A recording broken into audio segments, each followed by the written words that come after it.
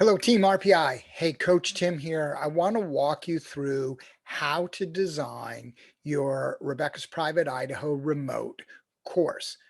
One of the coolest things about remote is you can make whatever course you want as long as it meets the standards. You can stay local, you can go where you want, you could do cool stuff, whatever works for you. I know last year when I did it, I was really surprised how much fun it was to build my own navigation, build my routes, and execute my RPI race locally. So let's talk a little bit about how you do it. First off, and the most important thing that we can do is you really do need to know the rules.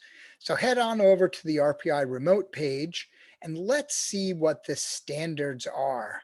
So we need to design our course of 62 miles plus. We want a little extra, right? Just to make sure we don't get short. We need at least 4,000 feet of climbing. We need at least 50% on a gravel surface. And once you design and execute that route, you need to remember execute it on September 5th as part of the challenge. So let's talk about how to plan the route. I'm going to show you how to do it in Garmin Connect. You can also use popular route planning services like Strava, or you could absolutely use Ride with GPS. Both of those are great. There's others like gravelmaps.com and a couple of other services that do it. I use Garmin Connect because they have one or two cool popularity functions that I'm going to demo that actually make a lot of routing easier. And it's just what I work in, so I'm comfortable using it. Most of these systems work the same way. In this blog post, I will put a link to how to build a route in Strava and how to build routes in Ride with GPS. So what you need to do is head over to your Garmin Connect account if you have one. If not, it's free. Go ahead and grab one. And once you get logged in, you come to this kind of dashboard and you have this little user interface, this menu or navigation bar over here, where if you scroll through it, you will find different sections. I'm going to close my dashboard and I'm going to go to training. Notice there's a little down arrow. I'm going to open that, and a couple of steps down, I see courses. Click courses. That's going to start off by showing me some of the courses I already have. As you can see, I build a fair amount of courses in here, so I'm pretty good at it. I want to start off by clicking the Create a Course button. Nice and easy, right? They're keeping it super simple for us. Create a course. Now, you're going to get this question, and it's really important to get this answer right, correct, as it will make it much easier for you. Select a course type. I'm going to select gravel unpaved cycling. And the drawing method, we want it to be custom. You don't want to use round trip or out and back because it'll just keep routing you back to the start. And that's actually kind of a pain in the butt. It's way easier to do it custom. Click continue. Now we have our route planning screen. Now this little, see where it says click anywhere in the map? That's because it's waiting for my first point, but I want to show you a couple of things first. First off, over here, we can select which types of maps we use. I'm going to suggest using Google Maps. We can use map, satellite, or terrain. We're going to check terrain later, but right now let's just start with map selected. I want you to turn on your mile markers. Just click on it. It goes gray and selected, and make sure your popularity heat map is on. Then what we want to do over here is we want to leave popularity routing. And step one, actually building your route, and the important step, right? One of the important ones is right here. You notice our route is untitled. There's a little pencil here, lights up, says edit over it. Let's click that. Ooh, let's call that gravel 20. I'm naming it 20 because I've done this video enough times. There's probably like some lesser number ones. Once you name it, click the little save, the green arrow right here. Now we know we have a name for it, because what's going to end up happening, I guarantee, as you plan your remote, you're going to make multiple routes. You're going to make one and then iterate and iterate and iterate till you make the perfect route. So just name them so you don't lose them. When I'm actually building my routes, I really do name them like version 1, version 2, so I can go back and look through the progression of change. Now, we need to get started on our routing. So it wants a starting location. You notice here I have a pretty big map. I could zoom in or move around that map, or you can just type in your location and it will zoom in on your area. So I live in Carlisle, PA, and here we go. Here's Carlisle, PA. Now, if you notice, you're going to see on the screen here that you see plenty of purple lines. So what's happening is the purple lines, and I'm going to move the map a little up. I'm just clicking, dragging it to center it up a little higher.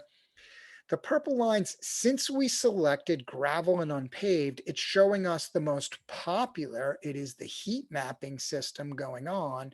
It's showing us the most popular gravel or unpaved roads. This can be really helpful in new areas, or maybe you're not sure of some of the best roads to select in your general area. Heat mapping is a really great way, because here's what I think all cyclists do. When we find really cool roads, we ride them a lot, right? And we share them with our buddies and we get them to ride them a lot. So when I see purple, that usually means it's some of the best roads. So the heat mapping gives us an advantage right off the bat. Okay, so the first step in planning your route is think about your starting point. A tip for making a really great remote route is maybe a location that's a park or outdoors, or maybe your house if you're close enough to gravel in the park. But you want to have restrooms, maybe some other facilities like a picnic area, a large parking, lot. Think about the things you need. I think a lot of people in these remote type of challenges and fastest known time events, they're not thinking about that base camp setup, right? So select by your base camp. Last year I did mine, and for my example, I'm going to start it in the same location. There's a really great park right here. And in this park, there's restrooms, picnic areas, great shade. I should have mentioned that one. Particularly if you have somebody helping you. My wife helped me last year and was my support crew, so she didn't have to bake in the sun. Pick a place that you know has a great parking lot. It doesn't show on this map, but I know there's a really great one here. I know this area pretty well. So I'm just going to click my starting point. And now I have a starting point. You notice the little gray thing is done, and I now have the green arrow. That's my starting point. So what I'm going to do, now I'm going to tell you again, my point, you're going to have to iterate a couple of times. I'm telling you, you're going to probably end up with 10 versions till you get the one you like. So don't overthink your first one. Just roll out in the roads that you know. See, if you zoom in, you'll see a little more heat map. So I'm going to kind of just select, I'm going to head south here. And all I did was click further down the road. I'm going to come back up the climb here. I'm actually going to see if I get some extra elevation. Perfect. So now see here, because I'm using unmarked roads, it will also pick up trails. So be careful you don't route off the road. If it does happen, click undo, or maybe it's the trail you wanted. Just go back to clicking on the road. Don't use as much gap.